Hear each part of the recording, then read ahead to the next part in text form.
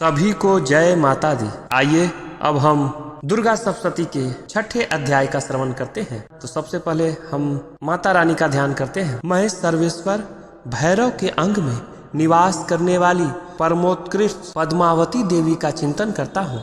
वे नागराज के आसन पर बैठी हैं। नागों के फन में सुशोभित होने वाली मणियों की विशाल माला से उनकी देहलता उदासीन हो रही है। सूर्य के समान उनका तेज है। 3 नेत्र उनकी शोभा बढ़ा रहे हैं।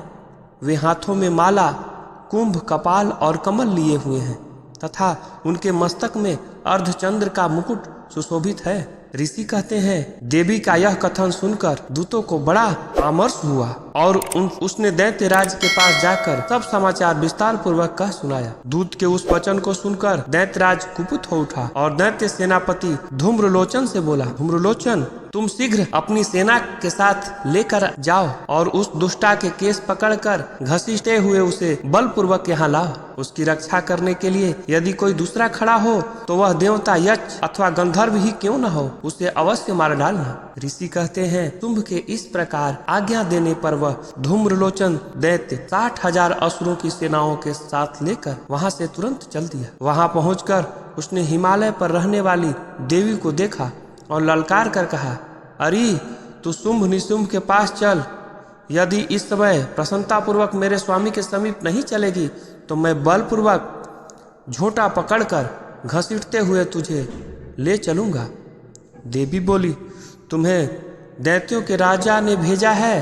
तुम स्वयं भी बलवान हो और तुम्हारे साथ विशाल सेना भी है। ऐसी दशा में यदि तुम मुझे बलपूर्वक ले चलोगे तो मैं तुम्हारा क्या कर सकती हूँ। ऋषि कहते हैं, देवी के यूं कहने पर असुर धूम्रलोचन उनकी ओर दौड़ा।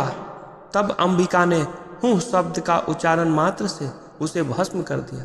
फिर तो क्रोध में भरी हुई दैत्यों की विशाल सेना और अंबिका ने एक दूसरे पर तीखे यकों, शक्तियों तथा फरसों की वर्षा आरंभ कर दी।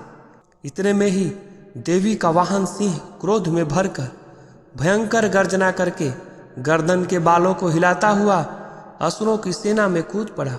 उसने कुछ दैत्यों को पंजों की मार से, कितनों को अपनों जबड़ों और कितनों को ही महादैत्यों को पटक कर ओठ की दाढ़ी से घायल करके मार डाला।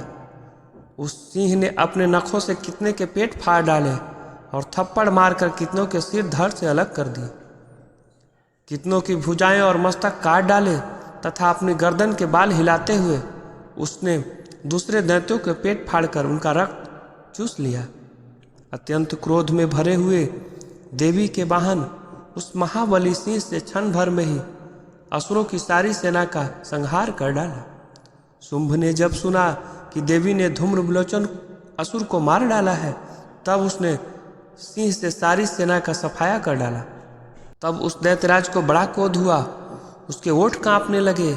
उसने चंड और मुंड नामक 2 महादैत्यों को आज्ञा दी, हे चंड और हे मुंड, तुम लोग बहुत बड़ी सेना लेकर वहां जाओ और उस देवी के केस पकड़कर अथवा उसे बांधकर शीघ्र यहाँ ले आओ। यदि इस प्रकार उसको लाने में संदेह हो तो युद्ध में सब प्रकार के अस्त्र शस्त्रों का समस्त असुरी सेनाओं का प्रयोग करके उसकी हत्या कर डालना। उस दुष्टता की हत्या होने तथा सिंह के भी मारे जाने पर उस अंबिका को बांधकर साथ ले शीघ्र ही लौटाना। इस प्रकार छठा अध्याय संपूर्ण हुआ।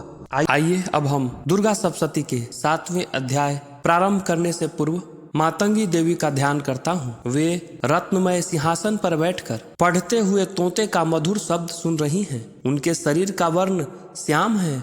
वे अपना एक पैर कमल पर रखे हुए हैं और मस्तक पर अर्धचंद्र धारण करती हैं तथा कहार पुष्पों की माला धारण किए वीणा बजा रही हैं। उनके अंग में कसी हुई चोली शोभा पा रही है। वे लाल रंग की साड़ी पहने हाथ में शंखमय पात्र लिए हुए हैं। उनके बदन पर मधु का हल्का हल्का प्रभाव जान पड़ता है और ललाट में बेंदी शोभा दे रही है। ऋषि कहते हैं, तदंतर शुंभ की आज्ञा पाकर वे चंड और मुंड आदि दैत्य चतुरंगी सेना के साथ अस्त्र शस्त्रों से सुसज्जित होकर चल दिए। फिर गिरिराज हिमालय के स्वर्णमय ऊंचे शिखर पर पहुंचकर उन्होंने सिंह पर बैठी देवी को देखा। वे मंद मंद मुस्कुरा रही थी। उन्हें देखकर दैत्य लोग तत्परता से पकड़ने का उपाय करने लगे। किसी ने धनुष तान लिया, किसी ने तलवार संभाल ली और कुछ लोग देवी के पास आकर खड़े हो गए। तब अंबिका ने उन शत्रुओं के प्रति बड़ी क्रोध किया। उस समय क्रोध के कारण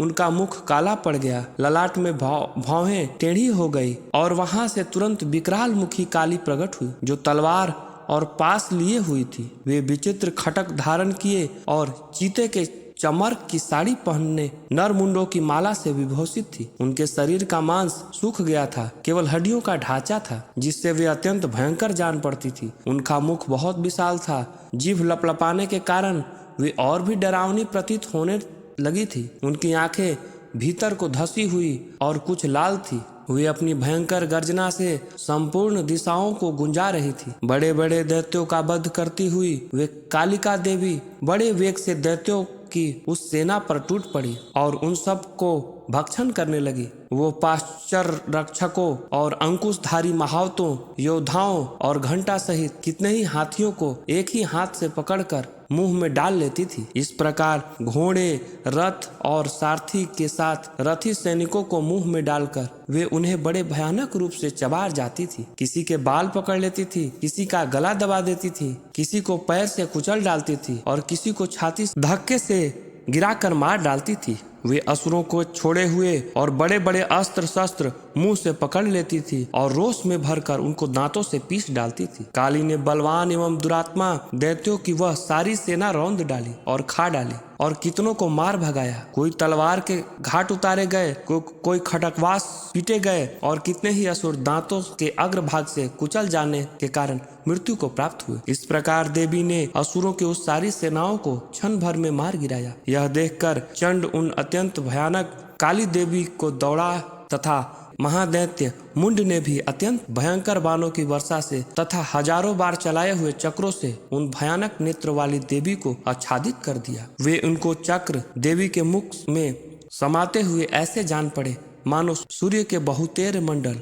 बादलों के उदर में प्रवेश कर रहे हैं। तब भयंकर गर्जना करने वाली काली ने अत्यंत रोष में भरकर विकट अट्टहास किया। उसी समय उनके विकराल बदन के भीतर कठिनता से देखे जा सकने वाली दांतों की प्रभाव से अत्यंत उज्जवल दिखाई देती थी। देवी ने बहुत बड़ी तलवार हाथ में ले ह का उच्चारण करके चंड पर धावा किया और उसके केस पकड़कर उसी तलवार से उसका मस्तक काट डाला। चंड को मारा गया देखकर मुंड भी देवी की ओर दौड़ा। तब देवी ने रोष में भरकर उसे भी तलवार से घायल करके धरती पर सुला दिया। महापराक्रमी चंड और मुंड को मारा गया देखकर मरने से बची हुई बाकी सेना भय से व्याकुल होकर चारों ओर भाग गई। तदंतर काली ने चंड और मुंड का मस्तक हाथ में ले चंडिका के पास जाकर प्रचंड अट्टहास करते हुए कहा, देवी, मैंने चंड और मुंड नामक इन दोनों महापशुओं को तुम्हें भेंट किया है। अब युद्ध यज्ञ में तुम शुंभ और निशुंभ का स्वयं ही वध करना। ऋषि कहते हैं, वहां लाए हुए उन चंड मुंड नामक महादैत्यों को देखकर कल्याणमयी